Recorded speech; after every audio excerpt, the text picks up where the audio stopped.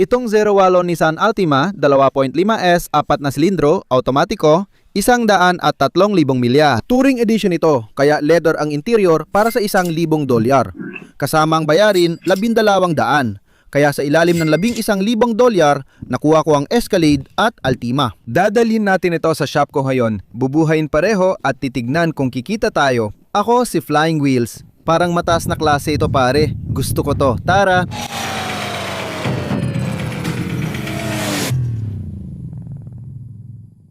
Kakakuha ko lang ng dealer's license ko sa Florida at kailangan kong sabihin, sobrang ayaw ko talagang magbenta ng murang kotse.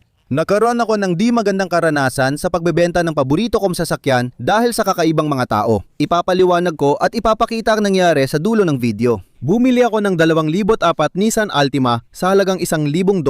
Aayusin natin ito at ibebenta. Ipapakita ko rin ang kinita at kung ano nangyari sa mga customer. Bumili ako ng 2012 Nissan Altima, hindi ganito ang itsura nung nakuha ko at nagbayad lang ako ng ₱600. Hindi ko kayang tanggihan. Ayoko magbenta ng murang kotse pero di ko mapigilang bumili nito. Para akong nahuhumaling sa sariling pahirap. At sa video natin ngayon, dadalhin ko kayo sa auction kung saan namin nabili itong sasakyan na ito at ipapakita ko sa inyo lahat ng ginawa namin para maibalik ito sa ayos at kung magkano ang kikitain namin dito. Ngayon, hindi ito isang beses lang na video. Bibili, ayusin, lilinisin at ibebenta natin ang maraming sasakyan, kabilang ang Sienna na paborito ko. Ito ang pinakamura at may pinakamaraming tinakbo. May dahilan kung bakit ito ang paborito ko. Ipapaliwanag ko mamaya. Dito sa loob ay may Jaguar X-Type na binili ko. Sa tingin ko, $600 ang ginastos ko dito. At talagang madumi at sira-sira ito. At nakakita kami ng mga sorpresa na hindi dapat pinagdadaanan ng kahit sino sa loob ng trunk. Iyan ang mapapanood din nyo ngayon. Hindi nyo na makikita ang Dodge Dakota dahil nabenta na. Bumili kami ng 4 Altima, inayos, nilinis at naibenta rin dito. Bumili kami ng Dodge Dakota, inayos, nilinis at ibinenta sa paparating na video. Simulan na natin at magsisimula ako sa umpisa ng Altima Progress. May dagta sa buong kotse na ito. Matagal nang nakaparada sa ilalim ng puno kaya tumigas na ang dagta na mas gusto ko kaysa sa malagkit na dagta na mahirap tanggalin. Kumuha lang ako ng labaha at kinayod ko lang ito. Nilagyan ko rin ng goof off yung mga parte ng pintura para matanggal kasi kailangan ko ng parang pampadulas. Ayokong gamitin ang labaha sa pintura pero kailangan ko talagang gawin ito para matanggal yung mga dumikit. Kahit maraming magagalit online. Hindi siya malambot, sobrang lutong talaga. Kita mo kung gaano kalutong. Natanggal ko lahat ng dagta sa kotse at windshield. Natanggal na namin ito sa bubong, gaya ng tawag dito ni Tim Taylor. Gagawin din namin ang headlight correction at paikliin para sa video. Marami na rin kaming nagawa. Sa simula ng video, dati may pintura dito mula sa ibang kotse. Sabi nga nila, rubbing is racing. At ito ay isang Nissan Altima. Kaya natanggal namin lahat ng pintura sa kotse na to gamit lang ang goof off at konting kuskos, matinding pagod din. Natanggal din namin karamihan ng mga insekto. Tingnan mo yung pearl sa ilaw, ang kinang niya sobrang ganda na agad. Natanggal din namin karamihan ng mga insekto sa mga salamin. Dadalhin namin ito sa car wash para mabilis linisin. Tutulungan pa ako ng taong ito. Hindi ko inaasahan, mas maganda pa. Magkano? 1,000. Ang swerte. Walang ilaw sa dashboard, malamig ang aircon. Yan pala ay backup camera, hindi GPS. Likulu, backup camera pala. May CD player pa para sa mahilig mag-CD. Ang ganda ng kotse na to sa halagang 1,000.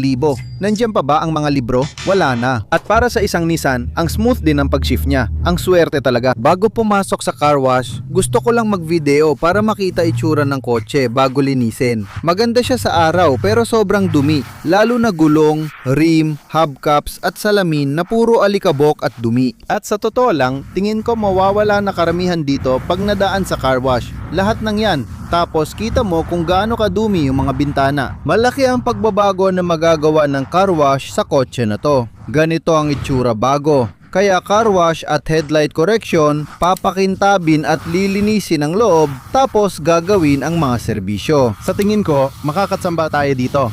Ganito ang itsura bago sa ilalim ng hood. Excited ako makita ang magiging itsura ng kotse kahit matapos lang sa car wash. Si Logan ang aasikaso ng floor mats. Logan, dun sa kwarto na yon, may dagta pa rin sa buong kotse, kaya ayusin natin yan sa shop ko. Kadiri talaga. Buti na lang wala dito sa mga to. Una, ginagamit ko ang compressed air para tanggalin ang dumi sa ilalim ng upuan dahil hindi ko alam kung ano ang nandoon at ayokong ipasok ang kamay ko. Anong klaseng kayamanan? Pest dispenser, clip, straw, orthodontics. Kaya siguro may mga teenager siyang anak. May mabagay din sa kabila. Hindi kasing kadiri ng ibang kotse sa presyo nito, medyo malinis pa. Sinasabi ko nga, jackpot tayo sa kotse na ito. Hindi siya masama. Walang hindi kayang linisin ng vacuum at blowout. At huwag kalimutan ang loob ng lagayan ng gasolina. Tingnan mo kung gaano kadumi yon. Malinis na ang floor mats. Malinis na ang trunk. Malinis na ang mga gilid. Loob ng trunk, malinis. Pinto, malinis. Gas door, malinis. Likod na upuan, malinis, nilinis at nilagyan ng conditioner. Dapat nilinis ko pa yung mansa pero hindi ko nagawa. Lahat na vacuum na. Malinis ang mga bintana, salamat kay Logan. Malinis at makintab ang dashboard dahil kay Logan. Malinis din ang carpet.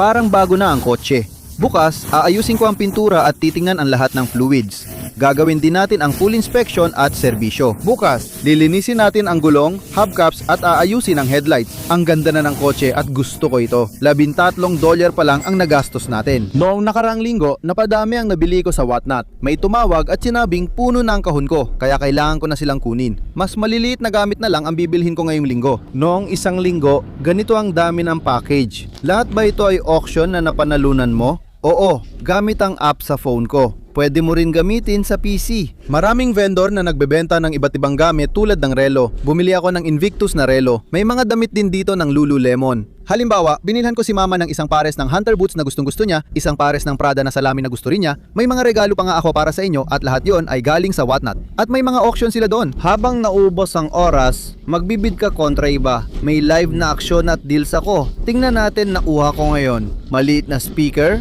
astig, parang JBL, parang panaginip. Sa tingin ko, $7 lang ang binayad ko riyan. Game Boy ba yan? Oo, mukhang 360 na action camera ito. Gym shorts mula Lulu. Long sleeve na t-shirt. Isa pang t-shirt. Para itong makapal na t-shirt.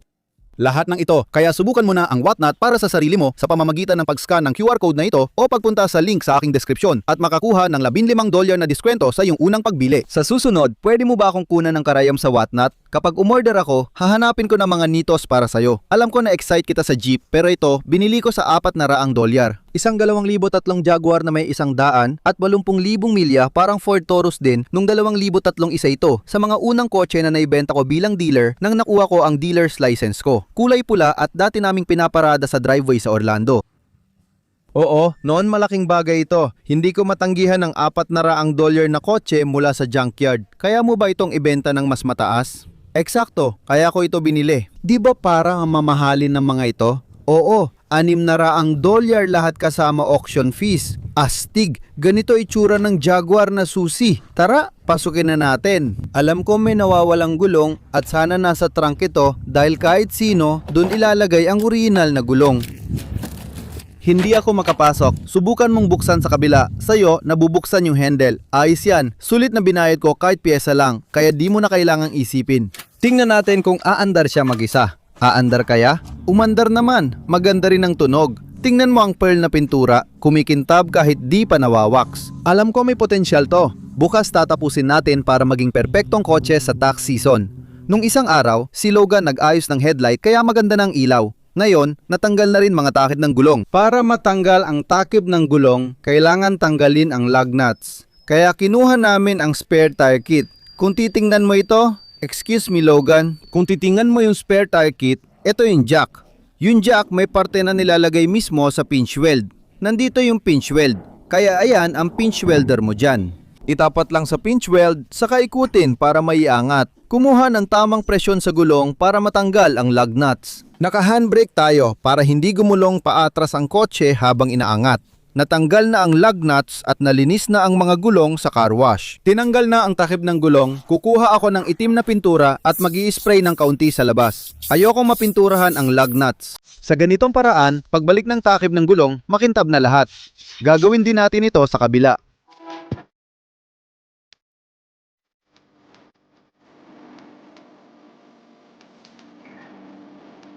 Ngayon, pipinturahan na natin ang mga takip ng gulong. Ayokong talagang pinturahan sila. Gusto ko lang lagyan ng kaunting silver para luminis sila. Kasi itong bahagi na ito ay chrome. Ayokong pinturahan ng chrome. Kaya mula sa malayo, makikita mo kung gaano kaputla ito sa loob.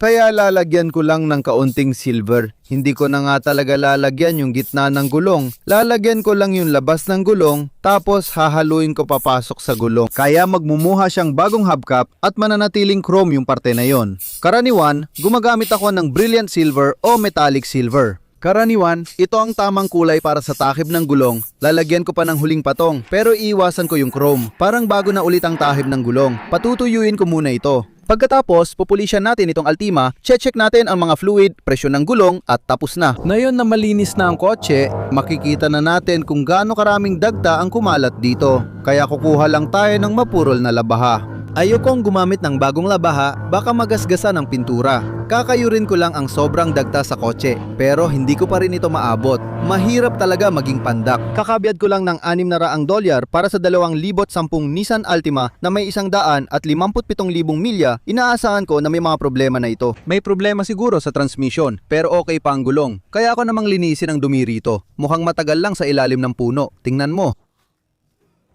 Hawk 2A. Oh, kaya ko namang linisin ito. Maayos ang likod na gulong at bago ang preno. Pampamilya talaga ang kotse na ito. Nandyan pa rin ang plaka. Nakarehistro pa hanggang ngayong buwan, kaya okay pa. Medyo madumi talaga at parang narepo kaysa trade-in. Ano ang mga yon? Bakit puti ito? Sa $600, wala na akong reklamo. Ganito na rin presyo sa junk shop. Tingnan naman natin yung Hyundai na binili ko. Subukan muna nating paandarin ito gamit ang jump pack. Sakay tayo. Subukan nating paandarin ang yak, sasakyan. Parang may kuryente. Wala pa rin. 30 minuto ang lumipas. Sige, may bago na tayong baterya dito. At malinaw na may pinsala mula sa squirrel o chipmunk at siguradong nakaparada ito sa ilalim ng puno. Kaya ang gagawin natin, limisin muna natin ito. Kakayurin natin ang mga bintana. Dadali natin ito sa car wash at lilinisin ng mabuti para malaman natin kung ano ang mga kailangang ayusin at gagawin natin ang mga kailangang maintenance at susuriin ang buong kotse. Kaya ang unang gagawin natin, ilalagay natin ito sa trailer. Una nating tingnan kung andar ito, tapos ilalagay sa trailer. Sinuri na natin ang langis para siguradong hindi tuyo ang mga silindro.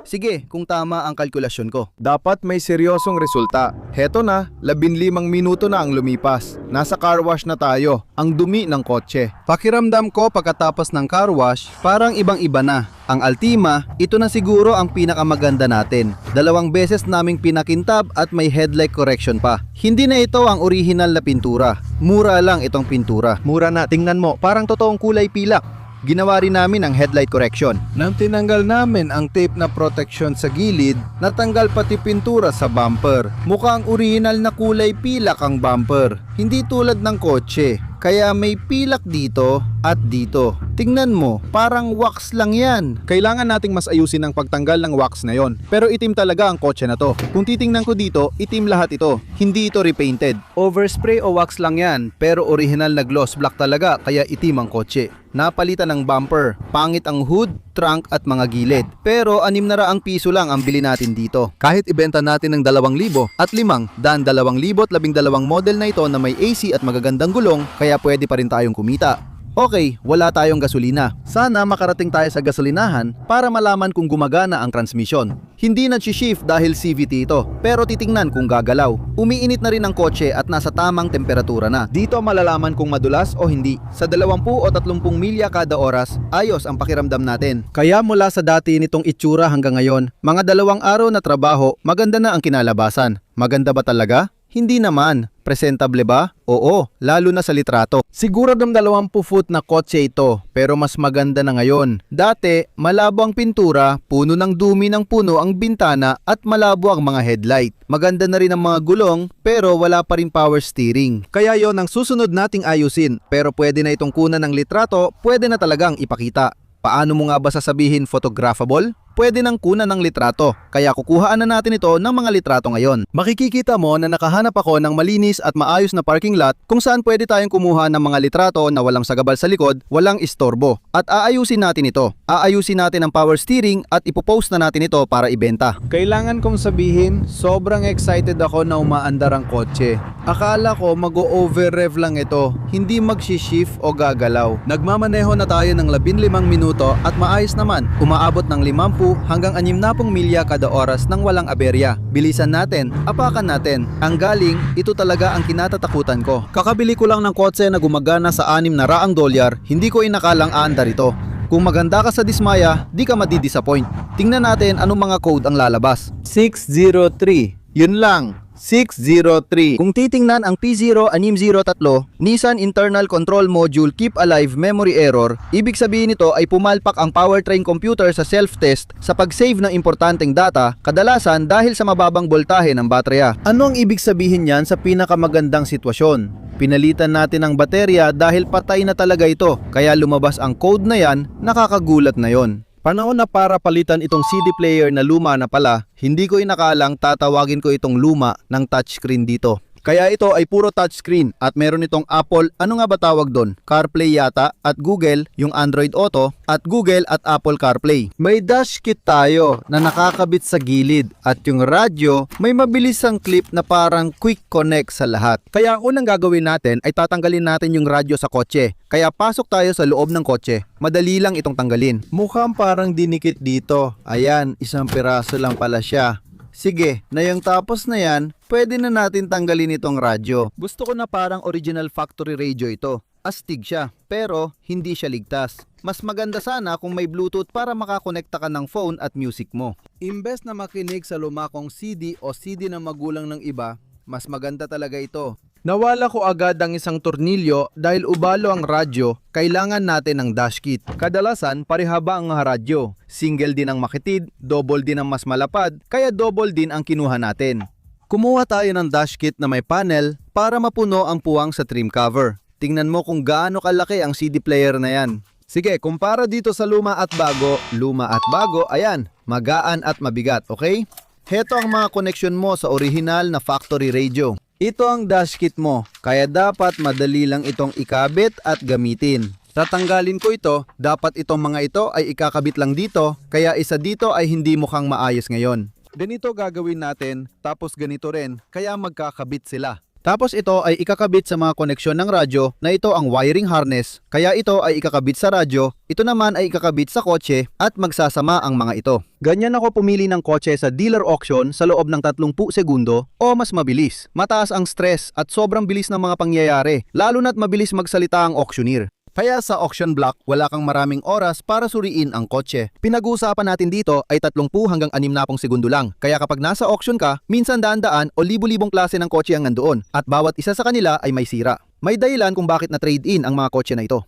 Trabaho kong alamin agad para hindi mag-overbid o magbayad ng sobra. Pagdating ng kotse sa auction, ito agad ang tinitingnan ko. Agad akong pumunta sa harap ng kotse, nilagay ang kamay sa hood para tingnan kung nanginginig. Kapag magaspang ang idle, senyales ng sira kaya iniiwasan ko yon. Na yon, magsisimula ko sa isang sulok at bibilisan ang paglakad sa tabi ng kotse. Madalas kong ipasok ang daliri sa gulong para sukatin ang tread at tingnan ang rocker panel at cab corner. Bubuksan ko ang pinto para tingnan kung may kalawang at dadaan ko ang kamay ko sa bed para siguraduhin hindi ito kalawangin o bulok, pati kung may natutuklap na pwedeng makasugat. Kung kaya ko, sisilipin ko ang gulong para makita ang brake pads at rotors. Pero drum brakes ito, kaya di ko makita ngayon. Sa ibang ilaw, makikita mo kung may kakaibang kulay. Minsan kapag napinturahan ng kotse o may hindi pantay tulad ng tailgate dito at may bitak sa taillight tapos lilipat ka sa kabila. Tulad ng sabi ko, madalas kalawangin ang cab corner at rocker panel. Mukhang may tama at bulok na rin sa loob. Iikot ako sa sasakyan at pakikinggan ng makina. Maingay talaga sa auction. Minsan, nilalapit ko talaga ang tenga ko sa hood para marinig kung may kakaibang tunog sa ilalim. Kadalasan, bawal buksan ang mga pinto ng sasakyan habang nasa auction block sila. Kaya binubuksan ko ang bintana at inilalabas ang kamay ko para maramdaman kung malamig ang aircon. Huwag ka rin matakot magtanong sa driver kung ano ang palagay nila. Madalas, hindi rin nila alam dahil driver lang sila. Pero minsan, sasabihin nila, oo, mabagal lumanda nung una nilang pinaandar. Mahirap ipasok sa gear, mataas ang RPM bago mag-shift. Tanungin din ang driver tungkol sa sasakyan. Karamihan sa mga ito ay mga auction trade-in o wholesale trade-in. Ang iba ay na-repossess ng bangko. Itong sasakyan na ito, trade-in siya sa Chevy dealer. Pwede kong iscan ang VIN at magkakaroon ako ng ideya kung magkano dapat ang bayad ko o kung magkano ang binayad nila bilang trade-in. At doon ko ibabase kung magkano ang handa kong ibid para sa sasakyan na ito. Depende sa trade-in value. Isasama ko rin sa plano ang mga nakita kong kailangang ayusin sa loob ng 30 segundo ng pag-ikot ko dito. Kaya bumili tayo ng Dodge Dakota na agad din nating ibebenta. Pero bago ko pa simulan yan, si Logan ay nagmamaneho ng isang 2022 GMC Yukon XL si Logan. Ilang milya na ba ang tinakbo nito? 185,000. 185,000 milya na sa isang 2022 GMC Yukon. Hindi ko alam na tumatagal pala sila ng ganito, kaya binili ko ito. Karaniwan, bumibigay na ang mga ito sa 100 hanggang 150,000 milya. Iba talaga tong video, kailangan ko lang ipakita sa'yo dahil hindi ako makapaniwala. Kapag sinabi ko kung magkano binayad ko sa truck na may halos 400,000 milya, magugulat ka. Hindi ko sasabihin, kailangan mong panuurin ang ibang video para doon. Tara, pag-usapan natin ang Dodge Dakota. Sige, na yun na ang kasalukuyang araw. Bumili ako ng Dodge Dakota mga 2 buwan na ang nakalipas at mura lang siya at pangit. Pangit siya pero mura. Ngayon, kahit mag-invest ako ng 5,000 piso sa sasakyan na ito, hindi ibig sabihin na ganun na ang halaga nito. Sa sasakyan na ito, makikita mong mura talaga ang mga bagay. Patawad kung ganito ang nasabi ko, pero alam ko, barat na pag-aayos. Ayusin natin ang sasakyan na ito sa pinakamurang paraan na posible. Pagagagandahin natin ito hanggat kaya habang sinisiguradong ligtas at kumikita pa rin tayo. Tama yan, kaya ito na ang unang araw ng pag-aayos sa Dodge Dakota. Ngayon, basag-basag ang hood kaya kinayod at kiniskis namin ito. Nawala na ang mga bitak at bumalik sa metal, kaya lalagyan na lang ng masilya, primer at pipinturahan ng hood. Tapos na rin ni Nacho ang headlight correction, kaya hindi nyo na nakita ang headlight correction. Pero ang ganda ng kinalabasan. Hanggaling mo, Nacho. Mga gulong, tires, sobrang dumi ng katawan. Eto, sa tingin ko parang MPH, MKH, parang ganun. Kung MHP, anong paint code nito? Karaniwan, andito sa pinto ang paint code mo gaya ng single dual paint PXI. Gumaganda ito pag milinis at binaf dahil may metallic. Pero ngayon, pangit pa rin tingnan. At makikita mo nandito na yung mga appliances natin at makikita mo kung ano itsura nito. Ayan, tingnan mo, ganyan ang magiging itsura niya kapag malinis na. Pinagsama na ito ni Nacho at nagsisimula na siyang kiskisin yon. At sa loob naman, ganito ang itsura ng loob. Nakakadiri at mabaho ito kaya mag-ingat kayo dahil iba na ang itsura nito matapos namin. Halos lahat ng door panel ay sobrang dumi at nakakakilabot. Nakakadiri ang mga door jamb. Uy, kumusta ka? Sandali lang at lalapit ako. Nakakadiri talaga ang mga door jamb. Kaya update tungkol sa Dakota. Inalis ni Nacho ang parehong harapang upuan para i-power wash. Nang itinas namin, ganito ang hitsura sa ilalim. Bakit di mo ipaliwanag kung ano nandoon? Meron kasing... Hula ko, yung huling may-ari ng truck na to ay matinding naninigarilyo. Ang daming upos ng sigarilyo at parang brown na malagkit sa gitnang console. Parang ginawang ashtray ang lahat dito, sobrang dumi. Kaya tinanggal niya ang mga upuan, pinalinis pati banig at nilinis ang truck. Yun lang talaga. Nasabi ko na to ng ilang beses sa video na to, pero gustong gusto ko talaga ang PXR na pintura. Ipe-power wash ko ang mga gulong. Maganda ang kinalabasan ng mga gulong, pero kupas na ang mga gulong. Hindi ko sure kung maibabalik pa ng power washer ang itsura niyan o kupas na talaga ang goma. Kamusta naman ang mga upuan? Nacho, grabe, ito na ang power wash result. Mali ito. Oo, hindi talaga ganito ang kalalabasan. Bago talaga yan, nakakabilib ang sandalan. Para sa nanonood ng ekspedisyon, tuloy pa rin ang trabaho kasama si Nacho. Gumamit kami ng rubber wheel para matanggal ang balot. Para sa mga nakakita ng Dakota, ang ganda ng resulta. Gustong gusto ko ang PXR na pintura, paulit-ulit ko na itong nasabi. Maganda ang kinalabasan at gusto kong ipakita kung paano ayusin ang upuan na ito. Unang-una, mapapansin nyo ang malaking punit dito na parang nakaangat o baka dahil lang sa mas malalaking gulong. Tuwing bumababa ako dito, sumasayat ang gilid ng puwitan ko at nahihila ang padding, kaya may lumalabas na padding. Nangyari ito sa paglipas ng panahon at napudpud na ang foam. Ayusin ko muna ang foam, pero kung gagamit ako ng sinulid, hindi naman ako mananahi. Kung gagamit ako ng sinulid, madali lang itong mapupunit, kaya ididikit ko na lang ang isang terry. Wala akong foam kaya tuwalya ang ginamit ko. Inikot ko ito at inilagay para punan ang puwang na dating may foam. Isiksik lang.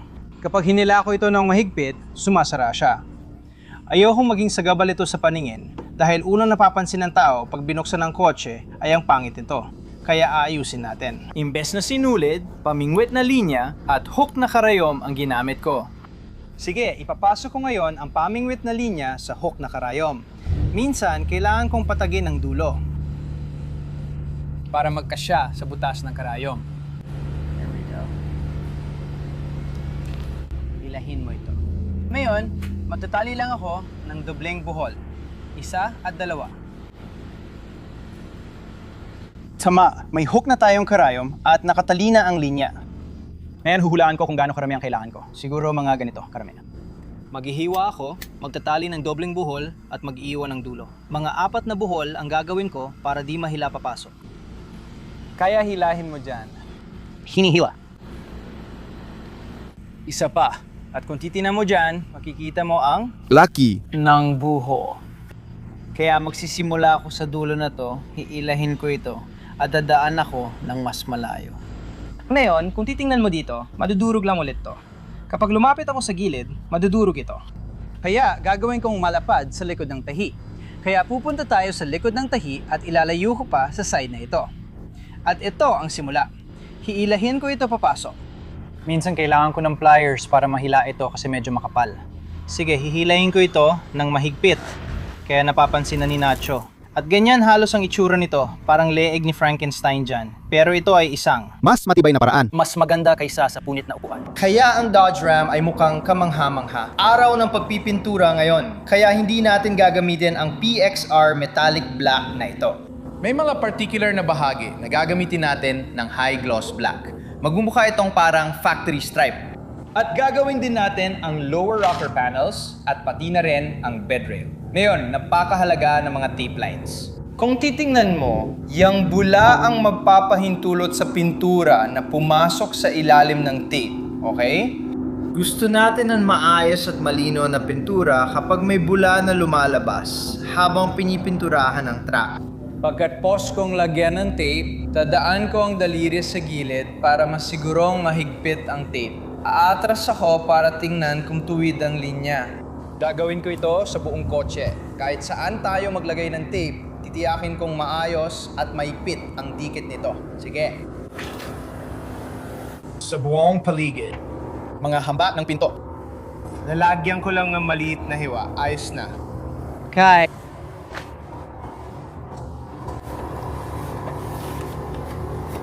Kung magdadagdag ka pa ng tape, masasabi kong hindi lang ito basta itutuloy dito. Imbes na dito lang huminto. Babalik ako ng mga 4 na pulgada at itatapat ko ang gilid ng bagong tape sa luma para tuloy-tuloy at diretso ang linya papunta sa unahan.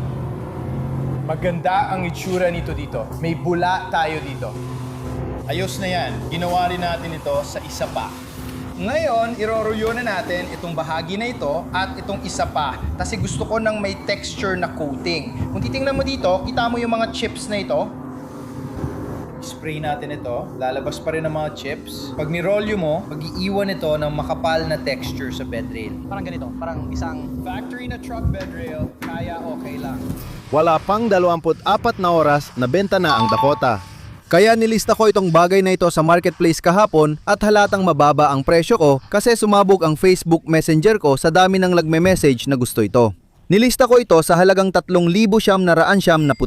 Ito ay 2,000 na may 100 at 47,000 milya. Ipinakita ko na sa iyo dati ang PXR. Tingnan mo kung gaano kaganda ang kinalabasan nito. At pinapinturahan ko rin kay Nacho ang ibabaw ng kama hanggang paikot. Pinapinturahan ko rin sa kanya ang bubong at ang hood. Na yon, ang hood ay mga Kasi ang ganda kaya itong makukuha nito. Pinakinis niya lahat at ito na ang finished product. May texture ito. Wala namang kaso. Murang truck lang naman ito. Gustong gusto ko yung metallic na pintura at ang trim ay maganda ang kinalabasan. Maganda rin ang kinalabasan ng headlights. Ang mga gulong, astig din ang kinalabasan. Sa totoo, kasya talaga ang mga gulong na yon sa Jeep Wrangler ni Logan. Mas bagay talaga yon sa Jeep Wrangler. Pero kung gusto ni Logan ng pang-mall, okay din naman sa Jeep.